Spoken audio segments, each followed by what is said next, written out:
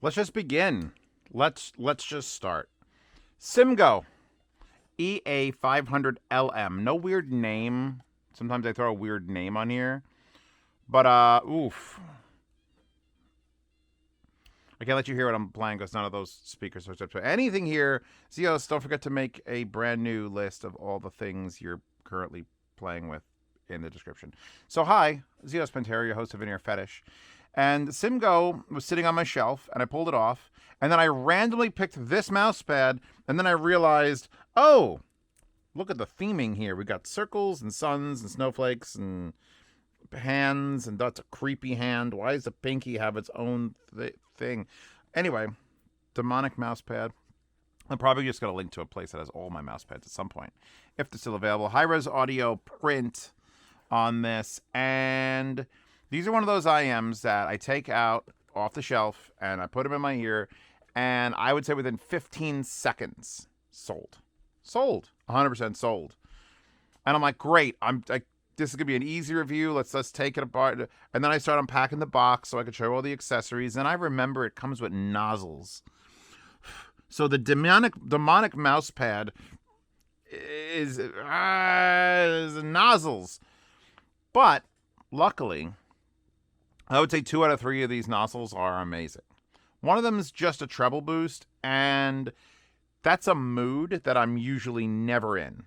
And there, I was trying to read the page. It's on Linsol here. And it talks about the nozzles, and it talks about how it has different tunings, but it doesn't tell you which one's which or why. It just said one will enhance the audiophile experience with added treble. And that would be stainless steel with filters and black gaskets.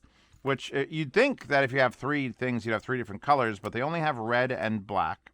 But then they have steel, and steel is currently in my head now. Steel and red, steel and black, and then gold or brass or bronze, whatever you want, and red. And these are the stock tips.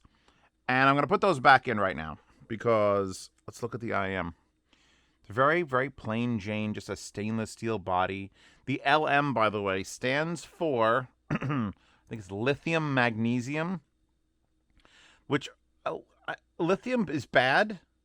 Like, you don't want to breathe lithium. You don't want to burn lithium. Lithium's in our batteries. But apparently they made the driver, which is a dynamic that doesn't list the size. Assuming it's a 10 millimeter. It's great. It's $90, by the way, in case you're wondering. It's not like, oh, go save all your money. $90 for this is like, oh, well, fuck. Plug this back in, and by plug I mean screw this one back in. This is the benefit of having a million different tips. You don't have to actually take the tip off. You can swap nozzles. So first thing I noticed with the stock nozzle, which again is brass versus stainless steel. First thing I noticed with the brass nozzles was, God, these are smooth. And then I was like, God, these are low-end efficient. Like I don't want to say bassy because that freaks people out. We got to think about new, in the comments, please, by all means, think of new ways to say bassy without scaring off people who are offended by things with too much bass. The Eris haters. Just think about me. Give me a good one. So back to the brass. Hold on. Oh yeah, that's my goat. That is the goat.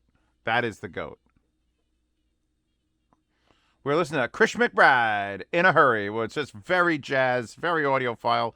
Guys fucking going to town on the trumpet, and it sounds smooth and big and warm, and I'm unoffended by anything it's doing. I was mildly offended by the ones that are stainless steel with the filters. That was a treble boost. It didn't feel as airy, but it definitely felt more in line with what I think crazy-ass bastard audiophiles who are like, I need to hear every detail. What are you giving me this schlop for? It's like, no. Okay, there you go. There's your tips. You can have these IEMs and those tips. These other ones were, I guess, what you'd call a neutral tip, best of my ability. Because I liked them more than those, but not as much as these. And I put on some bassy stuff. I put on like Sator from Tenet, which, please, again, rewatch Tenet. If you hated it the first time, just rewatch it and try to be high or stoned or drunk. And it didn't quite have the bass impact. Let's go back to a good, let me go a bass playlist. Yeah, no. So the brass ones definitely bring out the low end smash. Smash. Simgot smash. There also is an entire thing here about audiophile grade great gaming experience, which I want to copy paste that onto the Eris thing. Because I don't use the word gaming once, and I'm like, you got to use the word gaming.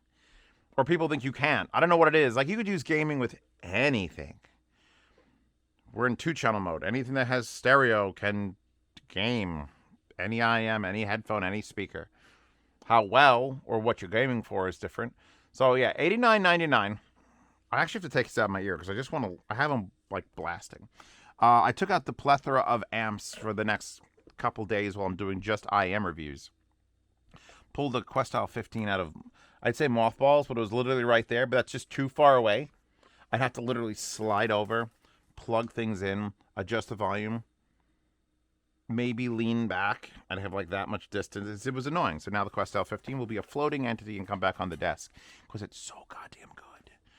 Also, the current mode amplification in this, instead of running it off the DAC, the ESS DAC, I'm running it off of the Shelly Labs DAC back there, the big Daisy, and oh, it's so good. That said, hearing a difference between amplifiers is a nice little charming feature of these because they're dynamic. If you own a DAC, like a tube amp, and you're not hearing big differences in headphones, IEMs are a great way to suss that out because you're so much closer to the driver. And make sure it is a dynamic driver. A single dynamic driver is what you want. Because dynamics have impedance loads, and when you plug it into there, it will do something different. So if I go, this is the Kill La Kill soundtrack. Again, we're still in the bass. Perfect Circle Lullaby. Ooh. That can handle the low end. So we go from a current mode, it's not Class A, you're not Class A, you're just current mode, to a tube hybrid in the TA22, which I haven't taken out in a while, so that's coming out for a bit. Bass is a little smoother on this, not as aggressive.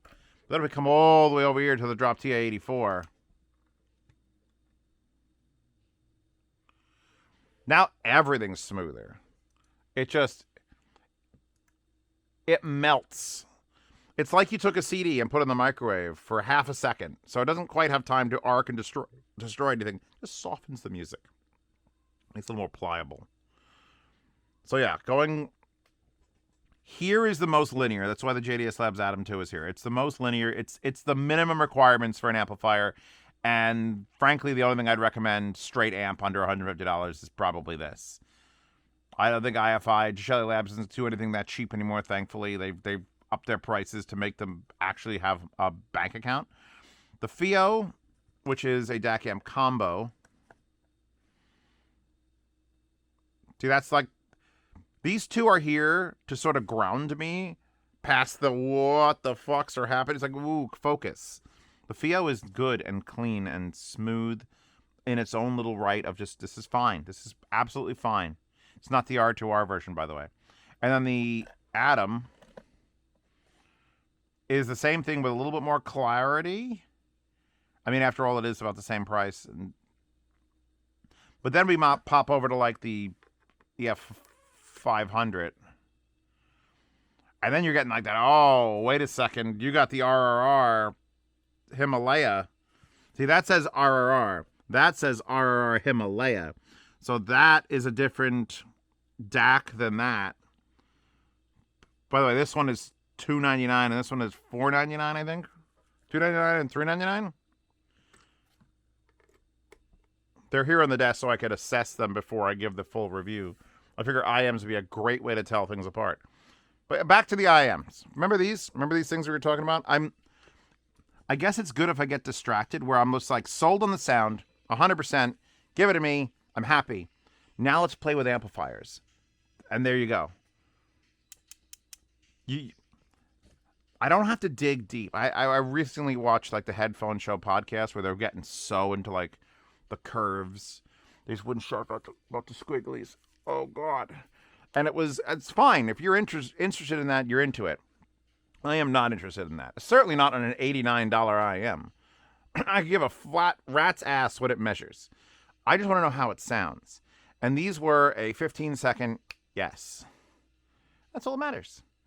I would enjoy music endlessly on them, on pretty much any source. Do I have a bad source? What would be the worst? In the comments also. What's the worst source you've ever plugged anything into? Because that, I feel like I don't have something really, really shit. Because even like the Apple, I have it up here. She's new. I feel like even the Apple thing isn't as bad as people say it is. Why are you out? You go in the drawer. So, I mean, can we just assume now, and this is an announcement for the whole of Z Reviews. Are we to assume no one has a shit amplifier anymore? Not the brand. Like, just, this is terrible. You need to upgrade this. Because this is $130 and it's American made and it's super linear and it's going to live here forever. It's got the sticker on it. This thing is under $150, I believe.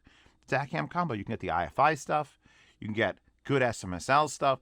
Like, I feel like anyone who's participating in this, even if you're using the out on the top of your phone, which I rarely am, I still feel like most things now are just good enough. Like, you really, really are going to have a hard time finding bad. So let's just assume that it is. I don't need to test on a bad thing. Why would I want to know how this sounds on a bad thing? If you're even watching this channel, you should be beyond bad things, which I feel like that should be a t-shirt or a bumper sticker or something. Z Reviews. Or no, it's got to say Inner Fetish. Beyond bad things. That's why people are real confused when they're like, wait, what are you doing to people's ears? Yeah, full reco. Full. I almost want to give it a 10 out of 10 because of price to performance. I'm going to give it a 9 out of 10 because it doesn't really come at much. Comes in a decent case. Comes with the extra nozzles, which you're going to like one and you're going to like two and you're going to be like, to the treble one probably. Doesn't really come with anything else. Comes with, where are those tips? It had tips. It had a medium, terrible selection of tips and they're gone now. Which is fine. They've evaporated. Oh, wait. I think I moved them. Yeah, I moved them. Here they are. There you go. I'm currently using the Dunu SS tips, which are these box ones, because I have the most. They're the most comfortable, and they're the best for feeling. And I didn't try the render tips. You can buy these. These are my collab tip, which is just a silicone tip filled with foam. So it really seals it in. Seals the deal, so to speak. But yeah, wallpaper, Horde, amps linked, these. Also, Zeus, don't forget to link to Amazon for these, because I'm sure everyone's always like, oh, you forgot to link to Amazon. I'm like, well, I'm dumb. So if you want to get these like faster shipping, you could do that. Oh, the wire, like it's a 3.5 millimeter. Short, stubby, good. Doesn't have a lot of stupidity going on. It's a 2-wire twist all the way up. It's pin straight. And I didn't have any, it wasn't hanging it just was pinned straight when I took it off the shelf. Up to another, and I've never seen them, copy their strain relief here up. And you got a little, I guess, gold colored one to single wires. And it does loop around the ears. And it is a 2-pin. It is not quite flush. So you're going to need something with a little bit of depth if you want to go with a balanced cable. I would not recommend my Chimera for this because of that slight bias in. Unfortunately, but yeah, everything just sits beautifully. This is a pretty heavy metal IM, and look at it, it's just nice. Everything about this is nice. This is a 9. This is a solid 9. Solid 9. It would have been a 10 if this was also a balance connector. I'll give it that. And it doesn't have a wiper or other thing, although we do have creepy Satan worshipping hands over there. Anything on the back say good? Golden target. H19 target. I don't know what I don't care. You can't judge something until you put it in your head and listen to 25 songs on it. Then you can judge it. Anyway, I'm done. You're done. We're done. I'm going to go make breakfast, and I'll see you in the next one. Oh, I forgot one thing. The quote on the box is, don't try to add more years to your life. Better add more life to your years. Blase Pascal. I'm like, why not both? Why not both? Because that sounds like get hammered and die in a car crash or liver failure.